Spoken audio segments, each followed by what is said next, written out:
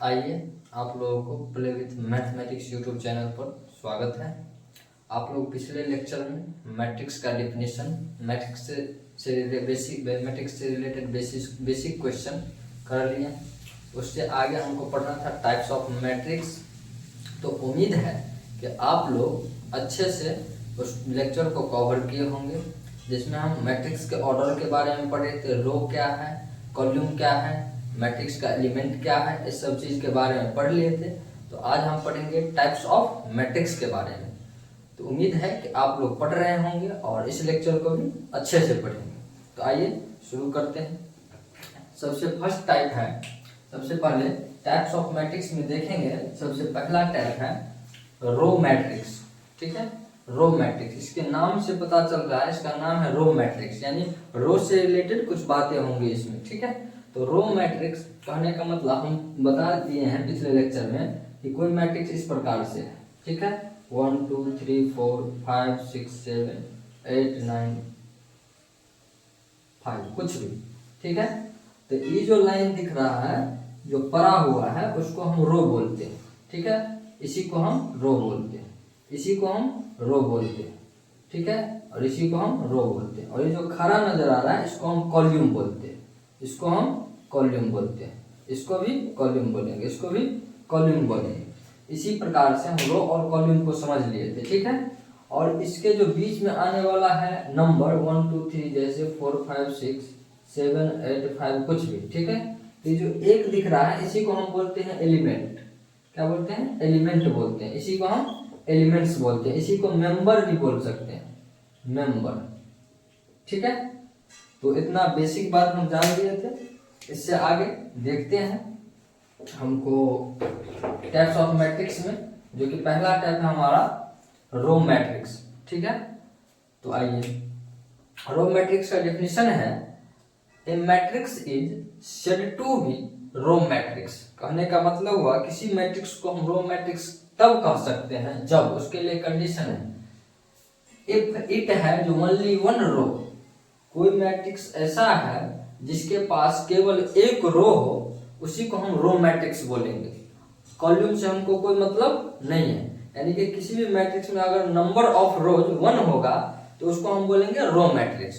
तो for example के लिए हम देखते हैं कि अगर मान लीजिए कि हम लिख दिए कि 1 2 3 4। ठीक है, इसका जो ऑर्डर है, ऑर्डर कैसे लिखेंगे? तो हम देखेंगे कि रो का संख्या कितना है, तो रो का संख्या एक है और मल्टीप्लाई देखेंगे कॉलम का संख्या कितना है, तो कॉलम ये रो हो गया पूरा परा वाला खड़ा वाला 1 2 3 4 4 है, तो यहाँ पर हम 4 से मल्टीप्लाई करेंगे, यानी कि 1 क्रॉस 4 इसका ऑर्डर हो गया। इसमें हमको दिख रहा है कि नंबर ऑफ रो 1 है, इसलिए हम इसको रो मैट्रिक्स बोलेंगे। दूसरा एग्जांपल देख लेते हैं कि अगर मान के चलिए कि ऐसा है कि पाई ई 0 कुछ भी है। ठीक है, इसका ऑर्डर क्या होगा? तो इसमें हम देख रहे हैं कि परा वाला एक ठो है, तो इसका रो तो एक लिखेंगे, रो क्रॉस कॉलम यानी खड़ा वाला का संख्या देखेंगे 1 2 और 3, तो यहाँ पर देंगे 3। तो इसका जो ऑर्डर आया 1 क्रॉस 3 का आया, इसका 1 क्रॉस 4 का आया। इस प्रकार से तो इस दोनों मैट्रिक्स में हमको दिख रहा है कि नंबर ऑफ रो का संख्या 1 है, कॉलम से हमको कोई फर्क नहीं पड़ रहा है। यहाँ पर भी रो का संख्या 1 है। इसी प्रकार कुछ और एग्जांपल लेते हैं। देखिए, तो इस प्रकार ये जितना भी एग्जांपल है रो मैट्रिक्स है, क्योंकि उसमें नंबर ऑफ रो 1 है और कॉलम से हमको कोई मतलब नहीं है। तो फॉर एग्जांपल के लिए और समझ लीजिए कि अगर कोई मैट्रिक्स है, ठीक है, अगर मान लेते हैं कि 1 2 3 4 जा रहा है, मान के चलिए कि n तक। ठीक है, n तक, तो हम यहाँ पर कह सकते हैं कि रो तो एक ही है, कहीं तक भी जाए रो परा वाला एक ही है। ठीक है, तो रो का तो संख्या 1 हो गया और कॉलम कितना 1 2 3 4 5 6 ऐसे करते करते आएगा n तक, तो इसका जो कॉलम का संख्या होगा n, यानी कि हमको कॉलम से कोई फर्क नहीं पड़ता है कि कॉलम कितना है, हमको रो में समझना है कि रो 1 होना चाहिए। इस प्रकार के मैट्रिक्स को हम क्या बोलेंगे? Row matrix. अगर कोई भी मैट्रिक्स ऐसा मिले जिसमें नंबर ऑफ रो 1 मिले और कॉलम जितना भी मिले, तो उस प्रकार के मैट्रिक्स को हम रो मैट्रिक्स बोलेंगे। आइए नेक्स्ट देखते हैं। नेक्स्ट है मेरा कॉलम मैट्रिक्स। कॉलम मैट्रिक्स, तो इसका डेफिनेशन है a matrix is said to be column matrix, यानी कि कोई किसी भी मैट्रिक्स को हम कॉलम मैट्रिक्स तभी कह सकते हैं, उसके लिए कंडीशन है। तो देखिए, if it has only one column, इसमें था ओनली वन रो, क्योंकि इसका नाम था रो मैट्रिक्स और इसका नाम है कॉलम मैट्रिक्स, तो इसमें बात करेगा ओनली वन कॉलम का। तो यहाँ पर इसी का उल्टा हो जाएगा, यानी कि एग्जाम्पल के लिए हम देखेंगे तो रो का संख्या यहाँ पर हमको कॉलम मैट्रिक्स में रो से कोई फर्क नहीं पड़ेगा, कॉलम 1 होना चाहिए। तो देखिए, अगर मान के चलिए हमको एग्जाम्पल लिए 1 2 5 कुछ भी, अब इसका अगर हम ऑर्डर देखेंगे तो हम ऑर्डर देखते हैं कि जो परा वाला है, तो परा वाला 1 2 3 है, हम बोले हैं रो मल्टीप्लाई क्या होता है कॉलम, और कॉलम कितना है 1, खड़ा वाला कितना है 1, यानी 3 मल्टीप्लाई 1 यानी 3 क्रॉस 1 इसका ऑर्डर है। तो इसमें हम देख रहे हैं कि कॉलम का संख्या हमको 1 आ रहा है और रो कितना भी है उससे हमको कोई मतलब नहीं है। इसी प्रकार से कुछ और एग्जांपल देखते हैं कि मान के चलिए कि कोई मैट्रिक्स इस प्रकार से है √2 2 6, ठीक है, इस प्रकार से है और 5, ठीक है। अब इसका ऑर्डर जो हम देखेंगे तो इसमें देखेंगे कि परा वाला कितना है, तो 1 2 3 4, तो इसमें जो रो का संख्या है, रो का संख्या वो 4 आ रहा है, तो देंगे 4। और कॉलम खड़ा वाला तो एक ही है, खड़ा वाला एक ही है, तो वहां पर देंगे 1, यानी कि रो क्रॉस कॉलम होता है। तो यहाँ पर भी हम देख रहे हैं कि कॉलम का संख्या जो है 1 है, इसलिए इस मैट्रिक्स का नाम कॉलम मैट्रिक्स है, रो से हमको कोई फर्क नहीं पड़ता।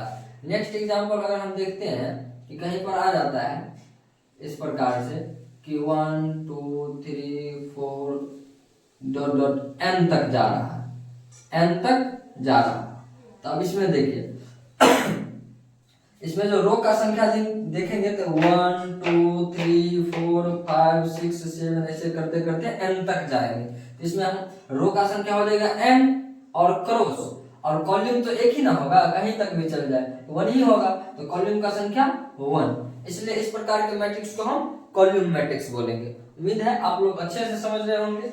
आइए नेक्स्ट है रेक्टेंगुलर मैट्रिक्स। क्या है रेक्टेंगुलर मैट्रिक्स? इसका डेफिनेशन है a matrix is said to be rectangular matrix. बोल रहा है किसी भी मैट्रिक्स को हम तभी रेक्टेंगुलर मैट्रिक्स बोलेंगे जब if number of rows is not same as number of columns, यानी कि कोई ऐसा मैट्रिक्स होना चाहिए जिसमें नंबर ऑफ रोज और नंबर ऑफ कॉलम बराबर नहीं होना चाहिए। ठीक है, तो देखते हैं इससे कुछ पीछे हम पढ़े हैं रो मैट्रिक्स में कि रो 1 होना चाहिए, कॉलम से कोई फर्क नहीं पड़ता। कॉलम में पढ़े हैं कॉलम 1 होना चाहिए, रो कितना भी आ जाए। ठीक है, और नेक्स्ट है रेक्टेंगुलर, तो इसमें हम पढ़ रहे हैं कि रो का संख्या और कॉलम का संख्या दोनों बराबर नहीं होना चाहिए। इस प्रकार के मैट्रिक्स को हम रेक्टेंगुलर मैट्रिक्स बोलते हैं। तो आइए कुछ एग्जांपल से समझते हैं। एग्जांपल से तो मान के चलिए 1 2 3 4 1 2 3 4 5 6 7 8 9 और 2 1 5। तो देखिए इसमें जो हम नंबर ऑफ रोज देखते हैं, नंबर ऑफ रोज, तो देखिए परा वाला कितना है 1 2 3, तो रो देंगे 3, और कॉलम कितना है 1 2 3 4, तो कॉलम का संख्या हो गया 4, इसका ऑर्डर हो गया 3 क्रॉस 4। तो समझिए हम इसका डेफिनेशन बताए हैं कि number of rose number of column के बराबर नहीं होना चाहिए। तो हम देख रहे हैं यहाँ पर नंबर ऑफ रो को दर्शाता है 3 और नंबर ऑफ कॉलम को 4, तो हम देख रहे हैं 3 और 4 बराबर तो नहीं है, बराबर नहीं। इस प्रकार के मैट्रिक्स को हम रेक्टेंगुलर मैट्रिक्स बोलते हैं। नेक्स्ट एग्जांपल समझिए, अगर कहीं पर इस प्रकार से है पाई ई 0 1 2 3 कुछ भी, ठीक है। तो ध्यान दीजिए इसमें हम देखेंगे नंबर ऑफ रोज कितना है, तो नंबर ऑफ रो कितना है 1 2, रो माने जो सो गया है, रो माने जो परा हुआ है, 1 2 तो देंगे 2 क्रॉस, और कॉलम देखेंगे तो कॉलम 1 2 3 यानी खड़ा वाला कितना है 3, तो इसका जो ऑर्डर हो जाएगा 2 क्रॉस 3। तो कहने का मतलब हुआ कि यहाँ पर number of rose number of column दोनों सेम नहीं आ रहा है, तो इस प्रकार के मैट्रिक्स को हम क्या बोलेंगे, रेक्टेंगुलर मैट्रिक्स। तो आइए नेक्स्ट स्टेप को समझते हैं। नेक्स्ट स्टेप है स्क्वायर मैट्रिक्स। क्या है, स्क्वायर मैट्रिक्स। अब स्क्वायर मैट्रिक्स का डेफिनेशन है a matrix is said to be square matrix. कहने का मतलब हुआ किसी मैट्रिक्स को हम तभी स्क्वायर मैट्रिक्स बोलेंगे जब if it has number of rose number of column के बराबर होना चाहिए, यानी सेम होना चाहिए। रेक्टेंगुलर मैट्रिक्स में number of rose number of column एक दूसरे के बराबर नहीं होना चाहिए, तो उसे बोलेंगे रेक्टेंगुलर। अगर बराबर हो जाएगा तो इस प्रकार के मैट्रिक्स को हम क्या बोलेंगे, स्क्वायर मैट्रिक्स बोलेंगे। तो आइए समझते हैं, इसका डेफिनेशन है कुल मिला के स्क्वायर मैट्रिक्स बराबर number of rows equal to number of column होना चाहिए। इस कंडीशन को सेटिस्फाइड करना चाहिए। एग्जांपल के लिए हम देख लेते हैं। एग्जांपल के लिए 1 2 3 5 6 7 8 2 1 4 कुछ भी, ध्यान दीजिए। इसमें हम काउंट करेंगे नंबर ऑफ रो, यानी रो का संख्या कितना है, कॉलम का संख्या कितना है। तो इसमें हम देख रहे हैं रो जो होता है मेरा यही होता है, तो पहला रो, दूसरा रो और तीसरा रो, यानी कि इस मैट्रिक्स के अंदर मेरे पास 3 रो है, तो 3 लिख लिए क्रॉस। अब काउंट करेंगे कॉलम को, तो कॉलम देखें खड़ा वाला कितना है, तो 1 2 3, यानी कि यहाँ पर कॉलम का भी संख्या 3 है। तो आप देख पा रहे होंगे कि यहाँ पर नंबर ऑफ रोज और नंबर ऑफ कॉलम दोनों क्या है, बराबर है। जब बराबर हो जाएगा तो उस प्रकार के मैट्रिक्स को क्या बोलेंगे, स्क्वायर मैट्रिक्स। क्या बोलेंगे, स्क्वायर मैट्रिक्स। कुछ और एग्जांपल से समझिए। अगर कोई मैट्रिक्स इस प्रकार से आ रहा है कि 4 6 5 √2 3 2 1 6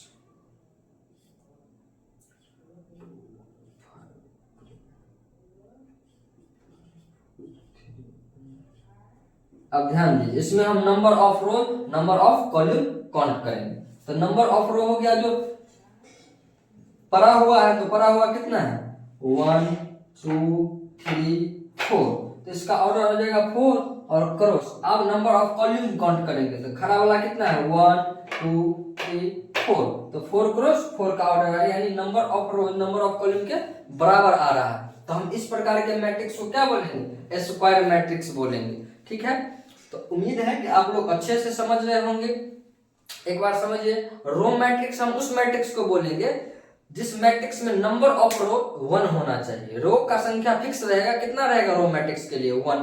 कॉलम मैट्रिक्स किसे कहते हैं, तो कॉलम मैट्रिक्स के लिए कॉलम का संख्या 1 फिक्स रहेगा। उसके बाद आता है हमारा रेक्टेंगुलर मैट्रिक्स। तो रेक्टेंगुलर मैट्रिक्स हम उसी मैट्रिक्स को बोल सकते हैं जिस मैट्रिक्स में number of rose number of column के बराबर नहीं होना चाहिए, यानी दोनों एक दूसरे से अलग होना चाहिए।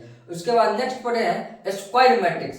स्क्वायर मैट्रिक्स का डेफिनेशन है कि जिस मैट्रिक्स के अंदर नंबर ऑफ रोज जितना होगा उतना ही नंबर ऑफ कॉलम भी होना चाहिए। तो इस प्रकार के मैट्रिक्स को हम बोलेंगे स्क्वायर मैट्रिक्स। ठीक है, तो आइए कुछ और नेक्स्ट टाइप लेते हैं। चलिए देखते हैं दूसरा एग्जांपल। ध्यान दीजिए, 2 ऑर्डर का एग्जांपल अगर हम 3 ऑर्डर का लेते हैं तो 1 0 0 0 1 0 0 0 1। यहाँ पर हम देख पा रहे हैं कि डायगोनल मैट्रिक्स तो है ही है, लेकिन मेन डायगोनल पे क्या है मेरा, यूनिट यानी 1।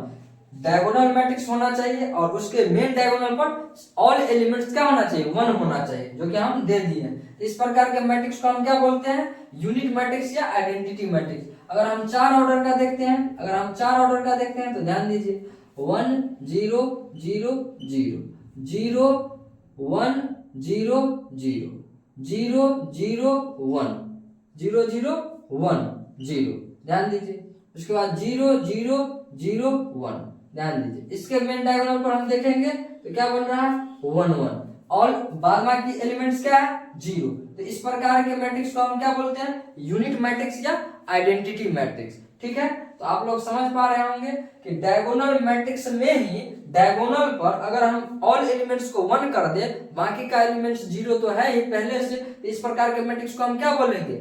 इस प्रकार के मैट्रिक्स को बोलेंगे यूनिट मैट्रिक्स या आइडेंटिटी मैट्रिक्स। और एक बात और पढ़े थे इससे पीछे, स्केलर मैट्रिक्स। स्केलर मैट्रिक्स कह रहा था कि ऐसा मैट्रिक्स जो डायगोनल पर क्या होना चाहिए? सेम नंबर होना चाहिए। तो यहाँ पर आपको डायगोनल पर पूरा सेम दिख रहा होगा। कहने का मतलब यूनिट मैट्रिक्स को हम, यूनिट या आइडेंटिटी मैट्रिक्स को हम क्या बोल सकते हैं? स्केलर मैट्रिक्स भी बोल सकते हैं। यूनिट मैट्रिक्स स्केलर मैट्रिक्स हो सकता है, लेकिन स्केलर मैट्रिक्स यूनिट मैट्रिक्स नहीं हो सकता।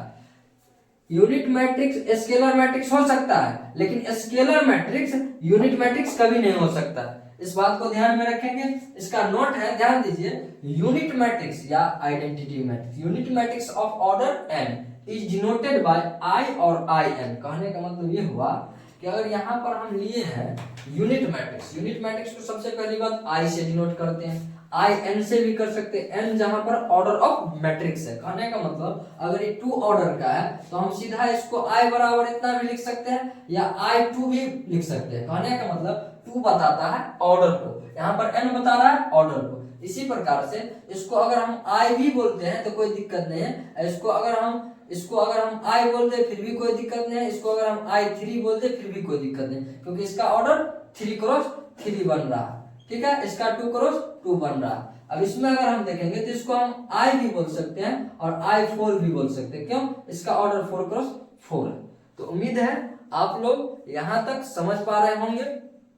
तो चलिए मिलते हैं नेक्स्ट वीडियो में इसी अंदाज में। कुछ और टाइप बचा हुआ है जो नेक्स्ट वीडियो में कवर करेंगे, उसके बाद कुछ क्वेश्चन लेंगे। इसी प्रकार से अपना सीरीज चलेगा, तो जुड़े रहिए play with mathematics YouTube channel से। तो चलिए मिलते हैं नेक्स्ट वीडियो में, तब तक के लिए धन्यवाद। चलिए आइए तो देखते हैं नेक्स्ट टाइप है मेरा डायगोनल मैट्रिक्स। क्या है डायगोनल मैट्रिक्स? डायगोनल मैट्रिक्स का डेफिनेशन है, a square matrix is said to be diagonal matrix. A square matrix is said to be diagonal matrix if all its non-diagonal elements are 0. कहने का मतलब हुआ कोई किसी डायगोनल मैट्रिक्स को होने के लिए पहले तो उसको स्क्वायर मैट्रिक्स होना पड़ेगा।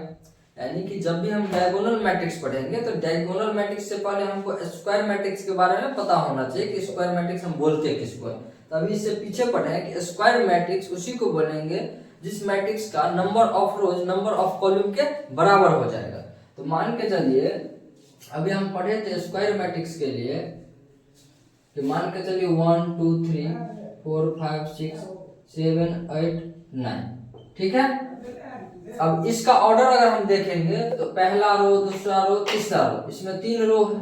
अब हम कॉलम काउंट करेंगे तो खड़ा वाला कितना है 1 2 3 यानी 3। तो इसमें देख रहे हैं कि number of row number of column के बराबर आ रहा है ना। तो इसी को हम क्या बोलते थे? Square matrix. अब उसके आगे का बात क्या बोल रहा है और इसमें एक बात और ध्यान रख लेंगे कि ये जो अपना डायगोनल दिख रहा है, ये डायगोनल, ठीक है, तो इसी को हम बोलते हैं, इसका नाम है मेन डायगोनल।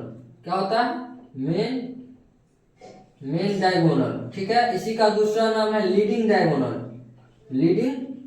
डायगोनल। ठीक है, इसी का तीसरा नाम है प्रिंसिपल डायगोनल।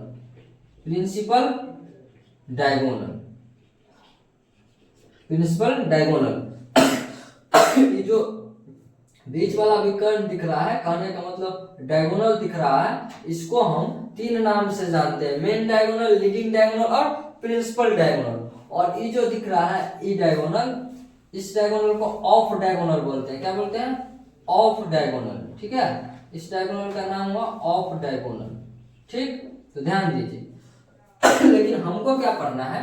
तो स्क्वायर मैट्रिक्स हम पढ़े थे, इसमें नंबर ऑफ रो और नंबर ऑफ कॉलम इक्वल हो जाए उसको हम स्क्वायर मैट्रिक्स बोलते हैं। इसको हम मेन डायगोनल बोलेंगे, इसी का दूसरा नाम लीडिंग डायगोनल, इसी का तीसरा नाम प्रिंसिपल डायगोनल, और जो बाद वाला डायगोनल बनता है उसको हम ऑफ डायगोनल बोलते हैं। ठीक है, अब हम पढ़ेंगे square matrix is said to be diagonal matrix. Definition बोल रहा है कि हम स्क्वायर मैट्रिक्स को ही क्या बोलेंगे? Diagonal matrix. लेकिन कब बोलेंगे उसके लिए कंडीशन है, if all its non diagonal elements are 0। बोल रहा है कि if all its non diagonal elements elements are zero. कहने का मतलब हुआ कि सबसे पहले कोई भी मैट्रिक्स लेंगे तो क्या होना चाहिए, सबसे पहले अभी 3 ऑर्डर का ले लेते हैं। तो हम स्क्वायर मैट्रिक्स तो पढ़े हैं 1 2 3 4 5 6 7 8 और 9। ध्यान दीजिए इतना तक तो पढ़े हैं कि square matrix is said to be diagonal matrix. कहने का मतलब स्क्वायर को ही हम क्या बोलेंगे, डायगोनल। लेकिन कब बोलेंगे तो ऐसा नहीं होना चाहिए। कैसा होना चाहिए, if all its non diagonal. Diagonal तो इसका मेन डायगोनल तो ही हो गया, मेन डायगोनल ये हो गया। मेन डायगोनल बोल रहा है if all its non diagonal elements are zero, यानी कि मेन डायगोनल के अलावा जितना भी एलिमेंट है वो पूरा का पूरा क्या होना चाहिए, जीरो होना चाहिए। तो ध्यान दीजिए हम तो मेन डायगोनल मेरा 1 5 9 बना रहा है, ठीक है। बाद में कि जितना भी एलिमेंट बच रहा है उसके स्थान पर क्या देना है, जीरो। इस प्रकार के मैट्रिक्स को ही हम डायगोनल मैट्रिक्स बोलते हैं। यहाँ पर क्या देंगे, जीरो, और क्या देंगे, जीरो। यहाँ पर भी जीरो, यहाँ पर भी जीरो, यहाँ पर भी जीरो। इसी प्रकार के मैट्रिक्स को हम डायगोनल मैट्रिक्स बोलते हैं। नेक्स्ट एग्जांपल देखिए, अगर कोई मैट्रिक्स इस प्रकार से है 0 0 0, ठीक है, 0 0 0 0 0 0 x 0 0 0 0 y। अब ध्यान से देखिए, ध्यान से देखिएगा 0 0 0। अब ध्यान से देखिएगा तो इसका जो ऑर्डर है 4 1, पहला रो, दूसरा रो, तीसरा रो और चौथा रो, तो 4 गो रो है। इसमें कॉलम काउंट करेंगे 1 2 3 4 4 गो कॉलम, जो स्क्वायर मैट्रिक्स है। और इसका डेफिनेशन बोल रहा है कि मेन डायगोनल पर कुछ ना कुछ होना चाहिए, जीरो के अलावा। क्या होना चाहिए, जीरो के अलावा कुछ ना कुछ होना चाहिए। बाद बाकी एलिमेंट जीरो होना चाहिए। यानी कि मेन डायगोनल पर मेरा कोई नंबर या जीरो के अलावा जो किसी होना चाहिए, अदर एलिमेंट जीरो होना चाहिए। जिसमें देखिए कि मेन डायगोनल पाई ई एक्स और वाई है, बाद बाकी एलिमेंट क्या है, मेरा जीरो है। तो इस प्रकार के मैट्रिक्स को हम क्या बोलेंगे, डायगोनल मैट्रिक्स। इसी को हम शॉर्ट में लिख सकते हैं DIAG, diagonal small bracket pi comma e comma x comma y. इस प्रकार से डिनोट कर सकते हैं शॉर्ट में। यानी कि डायगोनल मैट्रिक्स कहीं पर हमको इस प्रकार से लिखा हुआ है तो समझिए ऐसा दिया हुआ है, या इस प्रकार से लिखा हुआ है तो हम इसको ऐसे यूज कर सकते हैं, समझे। तो इसी प्रकार से इसको भी लिख सकते हैं। इसको क्या लिख सकते हैं, DIAG 1, 5, 9। यही इसका शॉर्ट डिनोट हो गया, ठीक है। अब ध्यान दीजिए डायगोनल मैट्रिक्स उसी मैट्रिक्स को बोलेंगे जो स्क्वायर मैट्रिक्स तो होना ही चाहिए, लेकिन इसके लिए एक ही कंडीशन है कि मेन डायगोनल पर कोई एलिमेंट होना चाहिए, बाद बाकी मेन डायगोनल को छोड़ करके बाकी एलिमेंट जीरो होना चाहिए। इस प्रकार के मैट्रिक्स को हम डायगोनल मैट्रिक्स बोलते हैं। उसका 2 नोट है, एग्जांपल भी हम समझ लिए। नोट देखिए, पहला बोल रहा है no elements of principal diagonal is zero. बोल रहा है no elements of principal diagonal is zero in a diagonal matrix. बोल रहा है कि डायगोनल मैट्रिक्स में प्रिंसिपल डायगोनल पर कोई भी एलिमेंट जीरो नहीं होगा। ये बात तो इसमें डिफिनेशन से भी पता चल रहा है। उसके बाद दूसरा पॉइंट है diagonal matrix of n order can be written as. इस प्रकार से कहने का मतलब DIAG A11 A22 A33 ANN तक जाएंगे। यानी कि हम बार बार देख रहे हैं, इसी को जो हम नेमिंग करेंगे A11 आएगा, A21 आएगा तो A22, फिर A33, इसी प्रकार से कहां तक, n ऑर्डर के लिए n तक, तो ANN तक। कहने का मतलब इसमें सिर्फ मेन डायगोनल के एलिमेंट को ही लिया जाता है, जिसको हम n ऑर्डर के लिए ऐसा लिखेंगे, ठीक है। तो आइए कुछ कॉन्सेप्ट है, इससे रिलेटेड कुछ क्वेश्चन है तो लेते हैं। तो आइए, बहुत ही शानदार कॉन्सेप्ट है, ऑब्जेक्टिव के लिए बहुत ही कंसेप्चुअल कॉन्सेप्ट है। तो आइए ध्यान से देखते हैं इस प्रकार के क्वेश्चन को हम कैसे सॉल्व करेंगे। तो देखिए क्वेश्चन है मेरा, VBI कॉन्सेप्ट है, find minimum number of zero in a diagonal matrix of n order. यानी कि हमको n ऑर्डर के डायगोनल मैट्रिक्स में कम से कम जीरो की संख्या ज्ञात करनी हो तो किस प्रकार से करेंगे। तो ध्यान दीजिए, सबसे पहले हमको n ऑर्डर के डायगोनल मैट्रिक्स के बारे में पता होना चाहिए, जो कि हम इससे पीछे बताए हैं। तो ध्यान दीजिए, डायगोनल मैट्रिक्स हम बोले हैं कि n ऑर्डर के डायगोनल मैट्रिक्स को हम शॉर्ट में इस प्रकार से डिनोट करते हैं A11 comma A22 comma A33 comma dot dot ANN तक, ठीक है। लेकिन इस प्रकार से इसको हम शॉर्ट में डिनोट करते हैं। इसी को हम स्ट्रक्चर में लेते हैं, तो ध्यान दीजिए डायगोनल मैट्रिक्स बोलते उसको है जिसके मेन डायगोनल पर कोई ना कोई एलिमेंट होना चाहिए और अदर एलिमेंट जीरो होना चाहिए, तो ध्यान दीजिए, और वो स्क्वायर भी होना चाहिए, तो ध्यान दीजिए। लेकिन हमको बनाना है n ऑर्डर का, तो बनाना है यहाँ पर आएगा A11, उसके बाद का एलिमेंट जीरो होना चाहिए, उसके बाद का एलिमेंट जीरो होना चाहिए, यानी कि इसी प्रकार से जीरो चलता जाएगा। उसके बाद यहाँ पर जीरो होना चाहिए, फिर यहाँ पर A22 होना चाहिए, क्योंकि डायगोनल में कुछ ना कुछ एलिमेंट होना चाहिए, इसलिए A11 के स्थान पर हम जीरो नहीं रखे। A22 डायगोनल में आ जाएगा, इसलिए यहाँ पर भी जीरो नहीं रखे। A22 A11 कहने का मतलब हुआ कोई ना कोई एलिमेंट तो रहेगा, तो ध्यान दीजिए। उसके बाद फिर से जीरो आ जाएगा, इसी प्रकार से जीरो चलता आ जाएगा, ठीक है। नेक्स्ट है, मान लीजिए यहाँ पर जीरो, यहाँ पर जीरो, यहाँ पर A33 बनेगा, ठीक है। उसके बाद फिर से जीरो तक जाएगा, ठीक है। इसी प्रकार से इधर तो जीरो चलता हुआ आएगा, ठीक। अब ध्यान दीजिए, और ई जो जाएगा लास्ट जो डायगोनल का एलिमेंट है ANN तक जाएगा। कहां तक जाएगा? ANN तक जाएगा। ध्यान दीजिए, 0 0 0। अब ध्यान दीजिए, ये हम मेरा डायगोनल मैट्रिक्स हुआ n ऑर्डर का। कैसे हुआ? तो ध्यान दीजिए, हमको जाना है n तक, ठीक है। तो पहले तो A11 से शुरू किए, तो A11 डायगोनल के अंदर आता है, इसी को हम क्या बोलते हैं? मेन डायगोनल या लीडिंग डायगोनल या प्रिंसिपल डायगोनल। तो मेरा डायगोनल मैट्रिक्स का डेफिनेशन था कि मेन डायगोनल पर कोई ना कोई एलिमेंट होना चाहिए और बाकी का एलिमेंट जीरो होना चाहिए। तो यहाँ पर हमको दिख रहा है कि मेन डायगोनल पर मेरा कोई ना कोई एलिमेंट नजर आ रहा है, बाकी का सब जीरो आ रहा है, और हमको इसमें फाइंड करना है कि मिनिमम नंबर ऑफ जीरो कितना होगा। तो ध्यान दीजिए, तो इस प्रकार के क्वेश्चन को सॉल्व करने के लिए ध्यान दीजिए क्या करेंगे। तो सॉल्यूशन करने के लिए सबसे पहले मैट्रिक्स का कुछ डायग्राम इस प्रकार से बना लेंगे n ऑर्डर का, ठीक है। अब ध्यान दीजिए, हम देखेंगे यहाँ पर मेरे पास दो प्रकार से सॉल्यूशन का कंसेप्ट है। पहला, ध्यान दीजिए, हम देखेंगे डायगोनल से नीचे वाला, डायगोनल से नीचे वाला। हम देख रहे हैं डायगोनल के नीचे जो एलिमेंट है उसको ध्यान में रखते हुए हम ये सोच रहे हैं कि फर्स्ट रो में मेरा कितना जीरो आ रहा है। फर्स्ट रो में डायगोनल सहित नीचे वाला, डायगोनल सहित हम नीचे वाला लेते हैं, यानी कि डायगोनल से शुरू करते हैं। इस रो में हमारा नजर आ रहा है डायगोनल के इधर कोई एक भी जीरो नहीं है, यानी कि फर्स्ट रो में मेरा जीरो एक भी नहीं है, जीरो जीरो को जीरो है। कहने का मतलब ये हुआ, अगर हम इससे ऊपर देखते तो फिर हम गिन नहीं पाते कितना जीरो है, समझ रहे हैं? गिन नहीं पाते हैं, गिन सकते थे, मतलब n-1 तक, ठीक है। इसमें हम देख रहे हैं कि डायगोनल से नीचे एक भी जीरो नहीं है, फर्स्ट रो में है नहीं है, एक भी जीरो नहीं है, यानी जीरो जीरो है, यानी कुछ भी नहीं है। दूसरा में देखेंगे, दूसरा रो हुआ मेरा, इसमें देखेंगे तो एक जीरो नजर आ रहा है। कितना जीरो?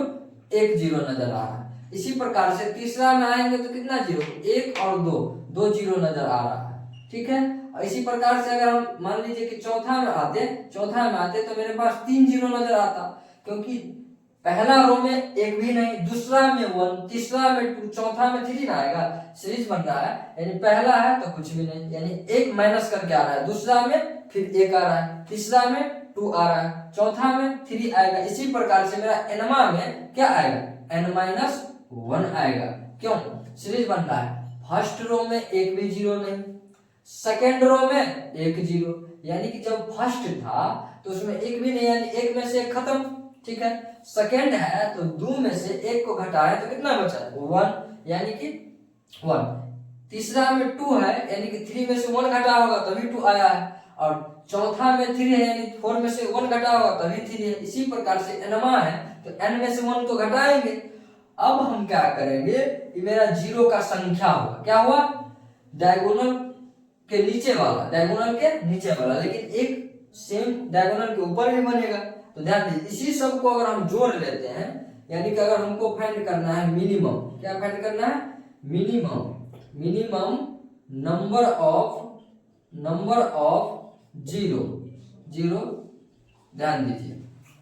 तो हम इसी को जोड़ेंगे, यानी कि 0 plus 1 plus 2 plus 3 plus dot dot dot plus n-1 तक को हमको ऐड करना है। ध्यान दीजिए, तो अगर हम इतना को ऐड करते हैं तो हमको पता चला इससे नीचे कितना जीरो आएगा यही पता चलेगा, लेकिन सेम इसके ऊपर भी आएगा, तो इसी को हम 2 से मल्टीप्लाई कर लेंगे। यानी कि अगर हम नीचे वाले को जोड़ लेते हैं, सेम जीरो ऊपर में भी बनेगा, तो हम क्या करेंगे, उसको 2 से मल्टीप्लाई कर देंगे। तो ध्यान से देखिए अब इसको जोड़ने के लिए ध्यान दीजिए, पहले 2 को 2 रहने देते हैं, इस जीरो को जोड़ने से कोई फर्क नहीं पड़ेगा, तो इसको लिखते हैं 1 plus 2 plus 3 plus 4 plus dot dot dot plus n-1 तक। ध्यान दीजिए, अब इसमें हम इस 2 को रहने देंगे। अब ध्यान दीजिए, इसमें a कितना है, a कितना है 1 है, n का वैल्यू कितना है, यानी n का वैल्यू, इसी को हम लास्ट टर्म भी बोल सकते हैं। लास्ट टर्म कहने का मतलब l, लास्ट टर्म को l से भी डिनोट करते हैं। l का वैल्यू कितना है n-1, ठीक है। अब ध्यान दीजिए, हम फॉर्मूला पढ़े हैं कि n/2 a plus l, Sn बराबर फॉर्मूला पढ़े हैं n/2, एक फॉर्मूला पढ़े 2a plus n-1 into d, एक फॉर्मूला मेरा ये हो गया।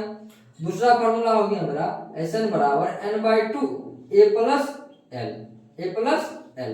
तो हम इस फॉर्मूला का प्रयोग करेंगे, इसका भी कर सकते हैं, लेकिन हम इसका करेंगे। ध्यान दीजिए, हमको n का भी वैल्यू पता है, n का भी वैल्यू पता है, n को ही हम l बोलेंगे, लास्ट टर्म, nth टर्म और लास्ट टर्म उसी को बोलते हैं। तो l का वैल्यू है n-1, उसी को हम ये भी बोल सकते हैं कि n का वैल्यू है n-1, लेकिन दोनों n से है इसलिए हम la का डिनोट करेंगे। ध्यान दीजिए, तो फॉर्मूला पर इस 2 को रहने देते हैं, यहाँ पर फॉर्मूला हो जाएगा n/2, तो n मेरा tn हो गया, यानी nth टर्म, तो n/2 n के जगह पर डालेंगे n-1/2 n/2, ठीक है।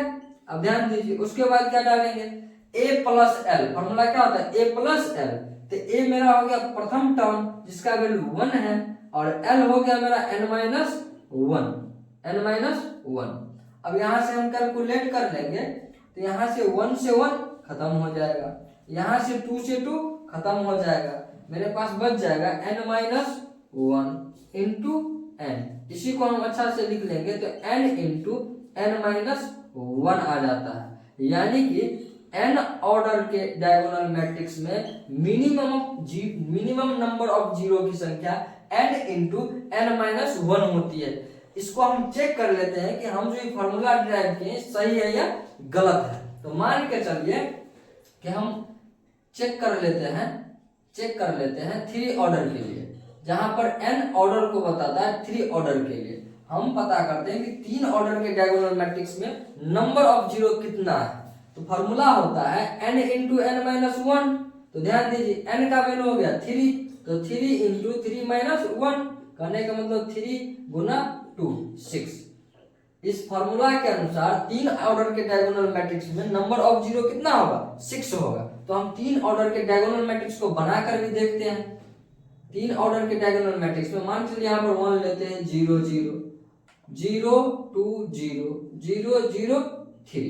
ध्यान दीजिए, मेन डायगोनल पर कोई ना कोई एलिमेंट होना चाहिए, बाकी का एलिमेंट 0 होना चाहिए। देखिए 1 2 3 4 5 6 0 आ रहा है, यानी कि हम जो इस फॉर्मूला को प्रूव किए, फॉर्मूला बिल्कुल सही है नंबर ऑफ जीरो फाइंड करने के लिए। तो ध्यान दीजिए, कुछ और एग्जांपल चेक कर लेते हैं। ध्यान दीजिए, अगर मान के चलिए कि अगर 3 ऑर्डर का था तो हम गिन भी लेते, बना करके गिन भी लेते 6 है। मान लीजिए मेरे हमको 50 ऑर्डर का पूछ देता है, तो फिर तो इस फॉर्मूला का उपयोग करेंगे। 60 ऑर्डर का पूछ देता है, इस फॉर्मूला का प्रयोग करेंगे, इसलिए इस फॉर्मूला को बनाया गया है। तो आइए कुछ नेक्स्ट क्वेश्चन इसी से रिलेटेड लेते हैं, तो बने रहिए। चलिए आइए, नेक्स्ट क्वेश्चन है मेरा, find maximum number of entries of order n in a diagonal matrix. कहने का मतलब ये हुआ कि हम n ऑर्डर के डायगोनल मैट्रिक्स में कितने प्रकार के एलिमेंट को एंट्री करवा सकते हैं, कितने प्रकार के एलिमेंट को एंट्री करवा सकते हैं। तो ध्यान दीजिए, नंबर ऑफ एलिमेंट कितना होगा। तो ध्यान दीजिए, एलिमेंट का टाइप कितने प्रकार के हम इसमें प्रयोग करके n ऑर्डर का डायगोनल मैट्रिक्स बना सकते हैं। तो ध्यान दीजिए, हम पहले एन ऑर्डर के डायगोनल मैट्रिक्स को देखेंगे कैसा होता है, जो कि हम पीछे भी पढ़ चुके हैं। जो होता है A11 0 0, ठीक है, 0 A22 0 0 0 A33, इसी प्रकार से नीचे 0 तक आएगा, इसी प्रकार से ANN तक चला जाएगा, ठीक है। तो ध्यान दीजिए, इसके बाद में 0 0 0, ठीक है, 0। इस प्रकार से n ऑर्डर का डायगोनल मैट्रिक्स बनेगा, जिसका ऑर्डर n गुना n होगा। कहने का मतलब n ऑर्डर का डायगोनल मैट्रिक्स हो गया। अब इसको देखेंगे तो स्क्वायर मैट्रिक्स भी है। डायगोनल मैट्रिक्स होने के लिए स्क्वायर मैट्रिक्स होना जरूरी है। तो इसमें देखेंगे कि जितना नंबर ऑफ रो है उतना ही नंबर ऑफ कॉलम बनेगा, क्योंकि देख लीजिए नंबर ऑफ रो को ये बताता है, नंबर ऑफ कॉलम को ये बताता है। तो ध्यान दीजिए, और इसमें हमको फाइंड आउट करना है कि बताइए कि इसमें कितने प्रकार के एलिमेंट का प्रयोग कर सकते हैं। तो ध्यान दीजिए, सबसे पहले कि मेन डायगोनल को छोड़ करके, मेन डायगोनल को छोड़ करके ध्यान दीजिए एक के प्रकार का एलिमेंट यूज हुआ है, जिसका जो एलिमेंट है 0, उसका टाइप हुआ 1, समझिए। और 1 से जितना ऑर्डर का हमको बना, मान के चलिए कि 5 क्रॉस 5 का रहता, तो 5 गो एलिमेंट यूज होता है डायगोनल पर, 5 को होता तो 5 प्लस 1 0 हो गया एवर टाइप, तो 6 हो जाता, 6 प्रकार के। 7 ऑर्डर का पूछेगा तो 8 हो जाएगा, क्यों? क्योंकि 7 तक तो डायगोनल बनेगा, 8 में आएगा 0 हो जाएगा। इसी प्रकार से हमको n ऑर्डर का पूछ रहा है, यानी कि 1 से लेकर के n तक तो जाएगा डायगोनल, यानी कि इसका आंसर हो जाएगा, हम समझ पा रहे हैं कि n प्लस 1 हो जाएगा, n प्लस 1 हो जाएगा। तो ध्यान दीजिए, अगर मान के चलिए हमको कोई पूछता कि बताइए कि 2 ऑर्डर के डायगोनल मैट्रिक्स में कितना एलिमेंट हम प्रयोग कर रहे हैं, कितने प्रकार के एलिमेंट को प्रयोग कर रहे हैं, तो ध्यान दीजिए यहाँ पर देते, मान के चलिए कि A11 या नंबर ले लेते 1 0 0 2। तो ध्यान दीजिए यहाँ पर ऑर्डर तो 2 क्रॉस 2 है, यहाँ पर हमको n क्रॉस n का पूछ रहा है, और यहाँ पर 2 क्रॉस 2। ध्यान दीजिए, एक प्रकार का एलिमेंट 1 हो गया, एक प्रकार का एलिमेंट 2 हो गया, ठीक है। और उसके बाद तीसरा प्रकार का एलिमेंट डायगोनल को छोड़ के तो पूरा 0 ही रहना है, तो तीसरा प्रकार का एलिमेंट क्या हो जाएगा 0, यानी 2 प्रकार का डायगोनल पर होगा, एक प्रकार का डायगोनल के बाहर, यानी 3 इसका आंसर हो जाएगा। इसी प्रकार से हमको n ऑर्डर का पूछा है, तो डायगोनल पर तो हम n करेंगे, और n में एक जुट जाएगा क्या 0, यही मेरा n प्लस 1 आंसर हो जाएगा। तो चलिए, उम्मीद है आप लोग अच्छे से समझ रहे होंगे, इसी जज्बा में आप लोग अच्छे से पढ़े। तो ध्यान दीजिए, नेक्स्ट मेरा मैट्रिक्स का टाइप है, ध्यान दीजिए, जिसका नाम है स्केलर मैट्रिक्स। स्केलर मैट्रिक्स समझिए, स्केलर मैट्रिक्स का डेफिनेशन कहता है कि a diagonal matrix is said to be scalar matrix. कहने का मतलब हुआ कि स्केलर मैट्रिक्स हम डायगोनल मैट्रिक्स को बोल सकते हैं, कोई दिक्कत नहीं है, लेकिन कब बोल सकते हैं उसके लिए कंडीशन है, if all its elements of principal diagonal are equal. कहने का मतलब हुआ, इससे पीछे हम डायगोनल मैट्रिक्स पढ़ चुके हैं, और स्केलर मैट्रिक्स का कहना है कि डायगोनल मैट्रिक्स को ही हम क्या बोलेंगे स्केलर मैट्रिक्स, लेकिन कब बोलेंगे प्रिंसिपल डायगोनल का एलिमेंट इक्वल होना चाहिए, यानी कि प्रिंसिपल डायगोनल का एलिमेंट जो होगा सो सेम होगा। तो ध्यान दीजिए, एग्जांपल से समझते हैं। एग्जांपल है मेरा सबसे पहले कि मान के चलिए यहाँ पर दे दिया 5 0 0 0 6 0 0 0 3। अब ध्यान दीजिए, ये तो मेरा डायगोनल मैट्रिक्स है, लेकिन स्केलर नहीं होगा। क्यों नहीं होगा? तो हमको डेफिनेशन में बोल रहा है कि डायगोनल मैट्रिक्स को तो स्केलर मैट्रिक्स बोल सकते हैं, लेकिन कब? जब if all its elements of principal diagonal are equal. Principal diagonal तो मेरा ही होता है, ध्यान दीजिए। तो यहाँ पर का एलिमेंट पूरा इक्वल होना चाहिए, लेकिन 5 है 6 है 3 इक्वल तो नहीं है, यानी कि जो भी प्रयोग करेंगे एक ही होना चाहिए। यानी आप 5 कर रहे हैं, यानी कि टोटल का टोटल क्या होना चाहिए 5। इसी प्रकार से नेक्स्ट एग्जांपल देखते हैं। अगर हम ऐसा लेते हैं पाई 0 0 0 0 पाई 0 0 0 पाई, तो ध्यान दीजिए, इसको भी हम क्या बोल सकते हैं स्केलर मैट्रिक्स। क्यों बोल सकते हैं स्केलर मैट्रिक्स के लिए? ये देखिए, ये डायगोनल तो है, क्योंकि डायगोनल पर कुछ ना कुछ है 0 के अलावा, लेकिन क्या होना चाहिए सेम होना चाहिए। और डायगोनल मैट्रिक्स के लिए बोला था कि सेम नहीं होना चाहिए, कोई भी कोई एलिमेंट होना चाहिए। इस प्रकार के मैट्रिक्स को हम स्केलर मैट्रिक्स में रखते हैं, ठीक है। तो ध्यान दीजिए, स्केलर मैट्रिक्स को हम स्केलर मैट्रिक्स को डायगोनल मैट्रिक्स कह सकते हैं। स्केलर मैट्रिक्स को हम डायगोनल मैट्रिक्स कह सकते हैं, लेकिन डायगोनल को स्केलर कभी नहीं कह सकते, क्योंकि डायगोनल मैट्रिक्स का कहना है कि डायगोनल मैट्रिक्स वैसा मैट्रिक्स जिसके डायगोनल पर कोई ना कोई नंबर होगा, बाद बाकी जीरो होगा, इस प्रकार के मैट्रिक्स को डायगोनल बोलते हैं। तो देखिए इसमें भी तो डायगोनल पर कोई ना कोई नंबर है, वो तो नहीं बोला था, लेकिन उसमें बोला था कि जो भी होगा नंबर होना चाहिए, ठीक है, सेम नहीं। तो ध्यान दीजिए यहाँ पर तो सेम है, तो सेम के लिए स्केलर मैट्रिक्स और डायगोनल मैट्रिक्स में क्या अंतर, डायगोनल मैट्रिक्स में नंबर अलग अलग है, ठीक है। अगर हम वहां पर सेम करते हैं फिर भी इसको हम इस प्रकार से डिनोट कर सकते हैं, इसी को हम इस प्रकार से डिनोट कर सकते हैं DIAG, डायगोनल हो गया, और इसमें 5,5,5 इस प्रकार से इसको हम लिख सकते हैं, ठीक है, क्योंकि डायगोनल मैट्रिक्स पर एलिमेंट था डायगोनल पर, तो उसको भी हम इस प्रकार से अरेंज करते थे। तो स्केलर के लिए भी हम इस प्रकार से लिख सकते हैं, तो उसी प्रकार से इसको भी लिख सकते हैं डायगोनल DIAG करके पाई, ठीक है। तो आइए, उम्मीद है कि आप लोग स्केलर मैट्रिक्स को अच्छे से समझे होंगे। तो इसका नेक्स्ट टाइप देखते हैं, चलिए आइए देखते हैं नेक्स्ट टाइप। नेक्स्ट टाइप है मेरा यूनिट मैट्रिक्स, या इसी का दूसरा नाम है आइडेंटिटी मैट्रिक्स। तो ध्यान से देखिए, यूनिट मैट्रिक्स या आइडेंटिटी मैट्रिक्स, ठीक है, इसका डेफिनेशन है a diagonal matrix is said to be unit matrix. कहने का मतलब हुआ कि हम डायगोनल मैट्रिक्स को यूनिट मैट्रिक्स बोल सकते हैं, लेकिन कंडीशन है कब बोल सकते हैं। तो ध्यान दीजिए, if all elements of principal diagonal is unit, यानी यूनिट यानी 1। कहने का मतलब हुआ किसी भी डायगोनल मैट्रिक्स में अगर प्रिंसिपल डायगोनल का एलिमेंट 1 आ रहा है, तो इस प्रकार के मैट्रिक्स को हम क्या बोलेंगे, यूनिट मैट्रिक्स या आइडेंटिटी मैट्रिक्स। तो हम प्रिंसिपल डायगोनल भी जानते हैं, मेन डायगोनल, लीडिंग डायगोनल, उसी का तीनों नाम है। तो ध्यान दीजिए, एग्जांपल से समझते हैं। तो सबसे पहले अगर हम 2 ऑर्डर का लेते हैं, 2 ऑर्डर का, तो ध्यान दीजिए, अगर लेते हैं 1 0 0 1, ध्यान दीजिए, तो इसको हम क्या बोलेंगे, यूनिट मैट्रिक्स। लेकिन यूनिट मैट्रिक्स को पहले छोड़िए, आप इतना सीखे हैं कि हम डायगोनल किसको बोलते हैं। मान के चलिए यहाँ पर कोई ना कोई नंबर होना चाहिए, 1 2 डाल दिए, ठीक है। तो ध्यान दीजिए, तो डायगोनल मैट्रिक्स इसको बोल सकते थे, लेकिन यूनिट मैट्रिक्स के लिए ये कह दिया कि if all elements of principal diagonal is unit, unit यानी 1, यानी कि प्रिंसिपल जो डायगोनल है डायगोनल मैट्रिक्स में, अब वहां पर क्या होना चाहिए, ओनली 1 होना चाहिए, यानी कि जब भी आएगा 1 1 आएगा, ठीक है। अगर हम 3 ऑर्डर का देखते हैं दूसरा एग्जांपल, ध्यान दीजिए, 2 ऑर्डर का एग्जांपल अगर हम 3 ऑर्डर का लेते हैं, तो 1 0 0 0 1 0 0 0 1। यहाँ पर हम देख पा रहे हैं कि डायगोनल मैट्रिक्स तो है ही है, लेकिन मेन डायगोनल पे क्या है मेरा, यूनिट यानी 1। डायगोनल मैट्रिक्स होना चाहिए और उसके मेन डायगोनल पर ऑल एलिमेंट्स क्या होना चाहिए, 1 होना चाहिए, जो कि हम दे दिए। इस प्रकार के मैट्रिक्स को हम क्या बोलते हैं, यूनिट मैट्रिक्स या आइडेंटिटी मैट्रिक्स। अगर हम 4 ऑर्डर का देखते हैं, अगर हम 4 ऑर्डर का देखते हैं, तो ध्यान दीजिए, 1 0 0 0 0 1 0 0 0 0 1 0 0 1 0, ध्यान दीजिए।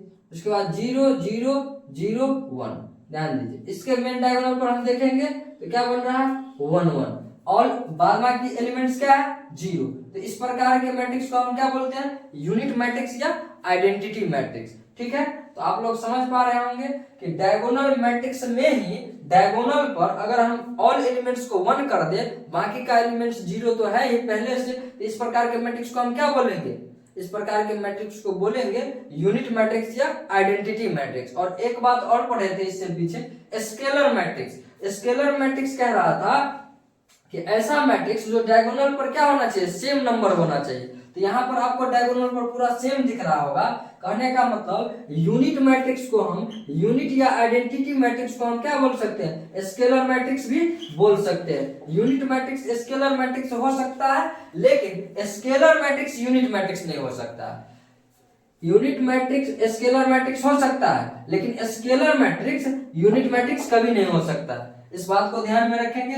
इसका नोट है, ध्यान दीजिए, यूनिट मैट्रिक्स या identity matrix, unit matrix of order n is denoted by I और IN। कहने का मतलब ये हुआ कि अगर यहाँ पर हम लिए हैं यूनिट मैट्रिक्स, यूनिट मैट्रिक्स को सबसे पहली बात आई से डिनोट करते हैं, आई एन से भी कर सकते हैं, एन जहां पर ऑर्डर ऑफ मैट्रिक्स है। कहने का मतलब अगर ये 2 ऑर्डर का है तो हम सीधा इसको आई बराबर इतना भी लिख सकते हैं या I2 भी लिख सकते हैं। कहने का मतलब 2 बताता है ऑर्डर को, यहाँ पर n बता रहा है ऑर्डर को। इसी प्रकार से इसको अगर हम आई भी बोलते हैं तो कोई दिक्कत नहीं है, इसको अगर हम आई बोलते हैं फिर भी कोई दिक्कत नहीं है, इसको अगर हम I3 बोलते हैं फिर भी कोई दिक्कत नहीं, क्योंकि इसका ऑर्डर 3x3 बन रहा है। ठीक है, इसका 2x2 बन रहा है। अब इसमें अगर हम देखेंगे तो इसको हम I भी बोल सकते हैं और I4 भी बोल सकते हैं। क्यों? इसका ऑर्डर 4x4 है। तो उम्मीद है आप लोग यहाँ तक समझ पा रहे होंगे। तो चलिए मिलते हैं नेक्स्ट वीडियो में इसी अंदाज में, कुछ और टाइप बचा हुआ है जो नेक्स्ट वीडियो में कवर करेंगे। उसके बाद कुछ क्वेश्चन लेंगे, इसी प्रकार से अपना सीरीज चलेगा। तो जुड़े रहिए play with mathematics YouTube channel से। तो चलिए मिलते हैं नेक्स्ट वीडियो में, तब तक के लिए धन्यवाद।